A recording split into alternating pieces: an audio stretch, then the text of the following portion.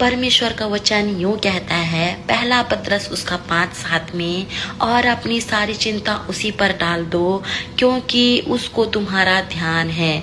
किसको ध्यान है? परमेश्वर हमारा चिंता करता है और हमें ध्यान रखता है, हमसे ज्यादा वो चिंता करता है, इसलिए हमें चिंता करने की जरूरत नहीं है। ठीक है, तो आप सभी को मेरे साइड से गुड नाइट। धन्यवाद पिता। परमेश्वर का वचन यूं कहता है, पहला पतरस उसका 5:7 में, और अपनी सारी चिंता उसी पर डाल दो क्योंकि उसको तुम्हारा ध्यान है। किसको ध्यान है?